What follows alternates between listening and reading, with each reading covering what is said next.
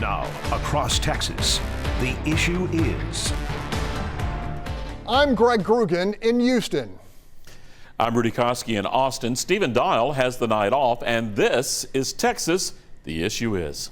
From an unfettered flood of humanity to a mere trickle. America's southern border is no longer being breached by thousands of immigrants defying America's law and then dispersing throughout the country with no intention of ever leaving. The restoration of order abandoned by the Biden administration is a promise kept by President Donald Trump and his point man, border czar Tom Homan says it's now time to wage war on the criminal cartels who made billions trafficking people and drugs. We have the most secure border in the history of the nation today. And we're able to achieve that in like 7 weeks, right? So we did in 7 weeks what Joe Biden either couldn't or wouldn't do in 4 years. 100 days deep into this presidency, and the resecuring of America's southern border is the undeniable, undisputed premier accomplishment of Donald Trump's second administration.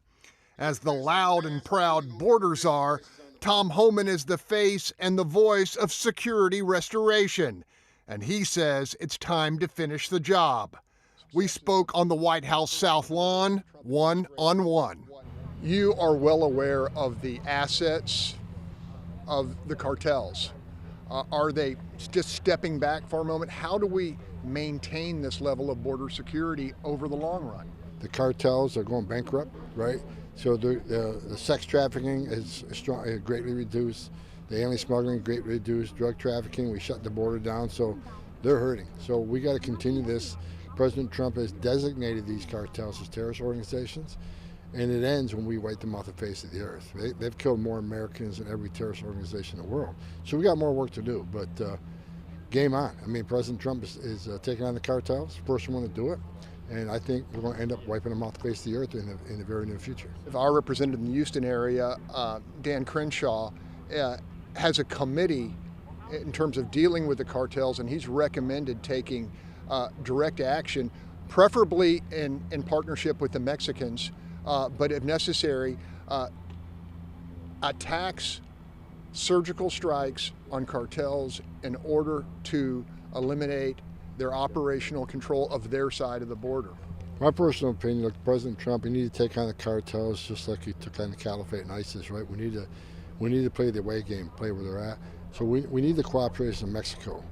And taking the cartels out would make Mexico much safer too, right? Thousands of journalists and reporters and legislators and police officers have been killed by members of the cartel in Mexico. There's a lot of corruption in Mexico, and I'm going to say this: a lot of the corruption is forced corruption because a lot of law enforcement officers in the military are forced to be corrupt because if they don't do what the cartels want, they'll kill them and their families. So I think Mexico's going to be much safer, a better country. So I think Mexico should help us. I think they will. But yeah, you're exactly right. We should take the cartels on and finish the job President Trump has started. Pluma plomo. It's lead or money. That's the rule in Mexico. If you don't do what they say, you get lead.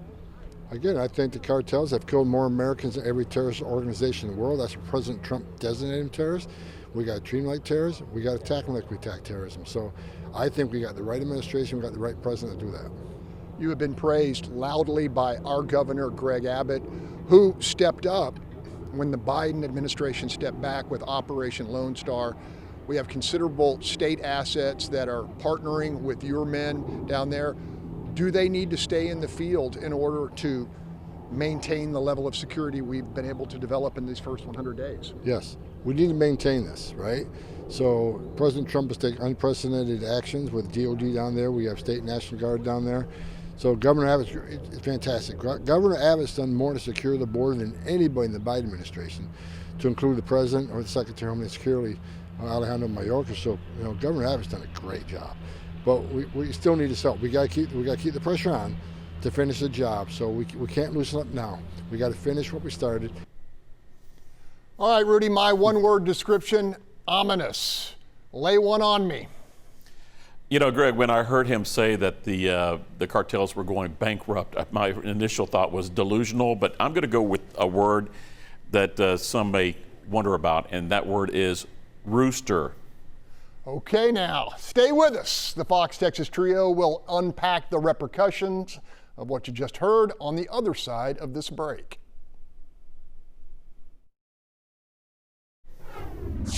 Welcome back. Wipe them off the face of the earth. An ominous forecast for the Mexican cartels delivered by President Trump's border czar, Tom Homan. Joining us to discuss the implications, Bill King, well-known columnist and fellow at Rice University's Baker Institute.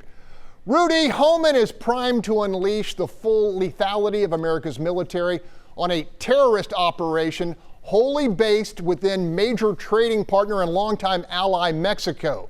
Of course, only President Trump can pull that trigger. Do you think he will do it even if the Mexican leadership refuses to partner in the effort? Greg, I think the short answer to that is no, especially for a major military engagement. Look, President Trump is trying to stop the war in Ukraine while juggling two cats, Iran and China at the same time.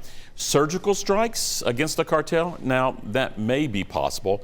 You know, Homan is a tough talker, but he is no Rooster Cogburn, which is my word, borrowing the line for that old movie, True Grit. And that interview that we just heard had a lot of grit, a lot of tough talk from that big man. Right, Greg? All right, Bill King, when it comes to the cartels, we are used to plenty of saber rattling, but this seems different. Homan says it's time to finish the job with or without Mexico's consent, comparing the cartel to ISIS. Now, given the hundreds of thousands of overdose deaths, the sex trafficking, and the well-documented bloodshed perpetrated here and in Mexico, will the president be on the high ground if he attacks?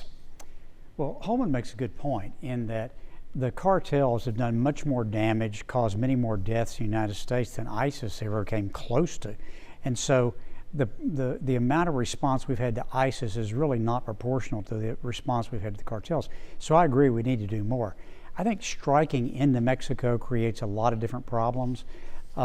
Certainly you would want to do it with Mexico's consent. I don't see that coming because, as Homan pointed out, there's a lot of corruption there, and I'm not sure they can realistically allow us to do that and live to tell the story.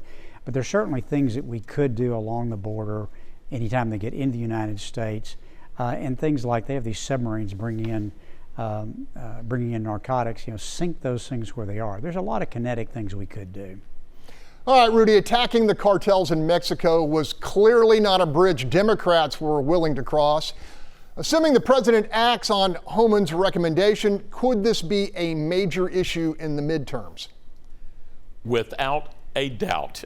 And, you know, the lack of a joint operation, as we all have been mentioning, with the Mexican military will only invite a bigger reverse spin, making the cartels and the Mexican people caught up in the warfare, the collateral damage, appear as the victims. You know, I know what you're thinking, the cartels as the victims, that can't happen. That sounds crazy. But look how the Democrats right now are currently embracing undocumented migrants, especially individuals who are accused gang members now being portrayed as victims. The media blitz will be done just like all the video that was pushed out months ago from Gaza after the military strikes by Israel. So, you know, can the Democrats flip the messaging on the border? A bloody conflict certainly could do that. Greg? All right, Bill, you have spoken in the past about the sophistication and power of our military. Is the mission of surgically wiping out the cartels achievable? And if so, could acting unilaterally devastate U.S.-Mexico relations? Well, I think it would have a very negative effect on our Mexico relations, although I'm not sure to what extent Mexican officials might be kind of quietly pulling for us to do this, because they've got to be getting fed up with this as well. You know, I don't know about wiping something else. I mean, you know, we obviously did a lot to control organized crime in the United States, but we still have organized crime here. It's very difficult to completely wipe these things out, but there's no question we could significantly diminish their influence on the country. Quickly, Rudy, any advice for Mexico's president? You know, keep your head down. You know, there's a lot of corruption there. There's a lot of damage. And as Homan mentioned, a lot of people have been murdered by the cartels. So it's dangerous, dangerous territory and a dangerous time. So we're going to wrap it up with that. but we're going to continue the tough talk. Up next, the president's tariff war and how it may add to the summertime heat.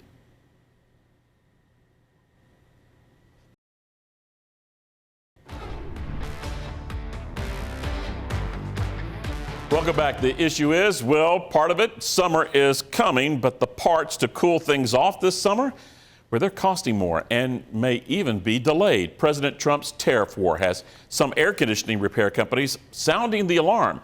I spoke to Vic Friedland, who is with an Austin HVAC company, about how the political and industrial changes are igniting a summer crisis. So we've got an unusual circumstance right now in the fact that we've got the tariffs going on.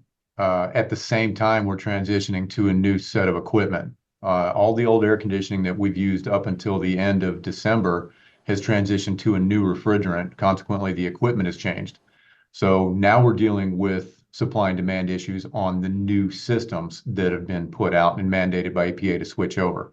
Do you think that's fair to do the surcharges when the tariffs really aren't in place right now, and it hits you and then it's going to hit your customer? Whether it's fair or not, it's kind of, I accept the fact that it is what it is, unfortunately. But there is what I was told when I was asked about it was there was not a singular necessary reason on like one specific piece of equipment, but across the manufacturer, there were instances where those tariffs were having an effect on them, so they're trying to spread it out across all their offerings. Are you looking at other sources that may be in country or have better relations with the country? Is that a possibility? Within the confines of being able to work on a piece of equipment that has a compatible part for it, yes. For warranty purposes, I have to stay with that manufacturer part in order to get it under warranty. If it's a COD part, if it's a part that's out of warranty, then I can look at other options. But unfortunately, a lot of third-party parts are still having that same issue. Bits and pieces are made overseas. What are you hearing right now within your counterparts in this industry? Let's just ride it out, or boy, it's going to get bumpy. It's going to get bumpy. We all know that we're having to, and again, I go back to the change in equipment. So we've already accepted the fact that going into this year, we've had to have conversations with customers about the air conditioning pricing having gone up because the new equipment is simply more expensive. But now on top of that, we have the surcharges being assessed for tariffs, and it was as long as the tariff is a thing, the surcharges are going to be assessed, and we're all having to do it. The only upside to that is we're all playing a fairly level playing field on that. 40 years ago, there was a concept in regards to the supply chain where everyone was shifting to what's called just-in-time supply. Instead of warehousing stuff, buying in bulk, you get contracts and you bring in the product as you need, right, just in time. Do you see that concept having to change because of this global weirdness that we're developing right now? I know we are, and a lot of our competitors are. They're actually trying to get ahead because of the supply chain issue. They're trying to stock as much as they can to stay in a position to be able to provide for their customers. The last thing we want to do is tell our customer we can't get that piece of equipment. So we end up bulking up our inventory as best we can.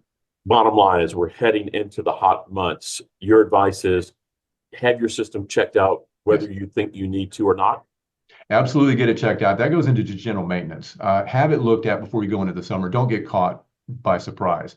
Situation being right now is if you're going to end up in a position where the system is going to have to be replaced, you're going to be better off supply and demand and potentially any kind of continuation of the tariffs. You might be better off just to get it done now.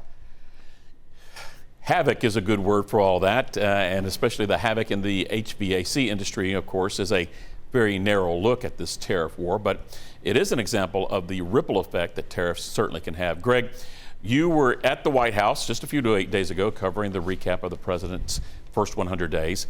Was the spin cycle at full on? Rudy, it was on full blast, kind of like my AC unit here in the Bayou City each and every summer. The mantra, and there's some merit to it, is that America has been taken to the woodshed by opportunistic trading partners for years. And if we hope to thrive in the future, we have to suck it up and turn the tables. Your interview was fascinating because that's just one of hundreds of industries and products that will be impacted if Trump trade policy goes south. Fellows, as longtime reporters, we are all by necessity students of the human condition. And I think you'll agree the collective pain tolerance of our fellow citizens is pretty minimal. I mean, people are already borderline apoplectic, and the shortages haven't even started, as in comfort-addicted Americans in pain, just anticipating the pain. On the HVAC front, I have one word of advice: Daikin, as in the operator of the 5th largest manufacturing plant in the world in Waller, Texas, at 4.2 million square feet, a Japanese company making stuff well enough right here in the USA to paste their name on the Astros ballpark. That's my advice. Yep. Boy, that's a good example there, and you're right. Not only is the pain threshold short, so is the political memory. A recent attempt to provide some tariff truth in pricing caused a White House backlash. A company linked to Amazon reportedly was going to display tariff costs next to the total price of its products. Sounds like a pretty good idea. The head of Amazon later, he got a lot of heat and said that idea was never approved and was never going to happen. Trump officials called it a political act. I see things like that. Breaking it down, that's not that bad of an idea. Bill, couldn't what happened with Amazon also be a warning for companies doing some pre-tariff pricing hikes, though? So listen, tariffs are not a new idea. These have been around since the beginning of our country. We've seen this movie several times in the past, in the 1870s, the 1930s, and whenever you impose a bunch of tariff, what happens inevitably is you get retaliatory tariffs. And so your goods become more expensive abroad, and everything here becomes more expensive. Everybody gets poorer because of tariffs, and that's what you're going to see this time. Once you have to pay more for your air conditioning, then that means you don't have as much money to go eat out, so people are not going to be going to restaurants as much. That's the trickle-down effect on tariffs that are not immediately obvious. Right now, it's particularly problematic because of these complicated, long supply chains have been built up over the last 30 or 40 years. This is what companies were encouraged to do by previous policy. To turn this on a dime and all of a sudden say, okay, you can't do that anymore, it's going to cost you a bunch of money, you're going to end up with shortages and you're going to end up with high prices. Simple as that. Yeah. And speaking about that, the new Lyceum poll has price increases as a top issue in between immigration and border security. I think the wild card in Trump's tariff gambit is what people are paying at the pump. The average price for gas now is at the lowest average since 2021. Inflation has also slowed some. So, Greg, the tariff impact may still be a separation of I want versus I need, but pocketbook politics, as Bill just said, boy, it can just change and flip at a dime, right? Yeah, if I'm a Democratic media strategist, I'm on the hunt to profile every low-income old person whose AC unit breaks down and can't be repaired because the parts aren't available. This misery brought to you by Team Trump. Of course, all of this is based on the assumption that the wheeler dealer in chief doesn't cut any and is absolutely uncompromising, which so far doesn't seem like the case given all the exceptions he's allowed. Despite routinely trashing them, this president pays attention to the polls, and I don't think he's going to stop now. Rudy? Bill, you touched on this. The pandemic taught us a lesson that a supply line that goes all the way to a foreign country and it gets cut off, we're going to be in trouble. But you can't take a broad brush approach to tariffs because, as you mentioned, that doesn't work. But we shouldn't just roll over, right? So look, tariffs are a tool. They can be used or they can be misused.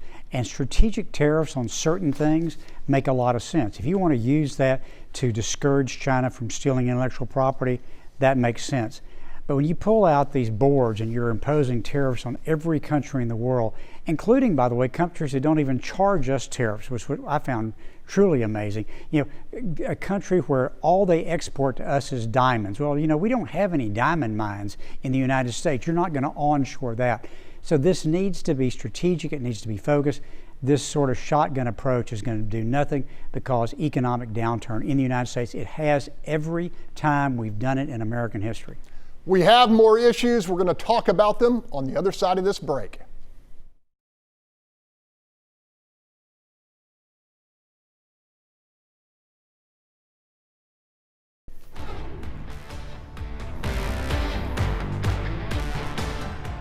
You better believe we have more issues. Mine is bond reform, which House Democrats are threatening to kill because they're angry about losing the school choice battle.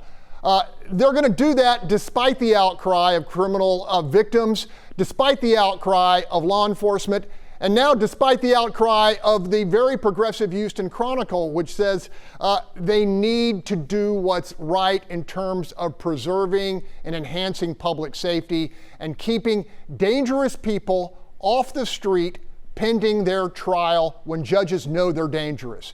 Bill, what's your issue? Well, a couple of weeks ago, the Census Bureau released some numbers about how many people were moving between various states. And there was a lot of ballyhoo about the fact that more people moved to Texas than any other state. It was 85,000. But what nobody said was that was down from 190,000 last year and is significantly below the 10-year average of 150,000. I think we need to really watch that. Is the Texas miracle beginning to fade? All right, serious trend. Rudy, your issue. You know, the new PlayStation's coming out, the new Switch is coming out, these gaming consoles. I have issues with that. Why?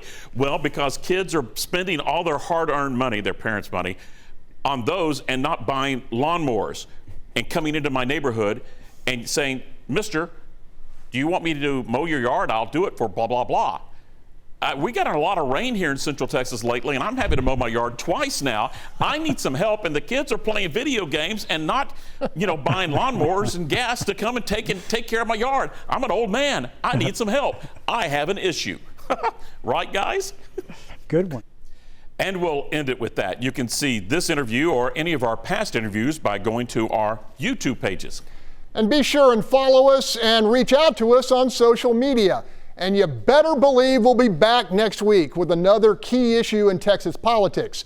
In the meantime, don't forget to let us know what you think the issue is.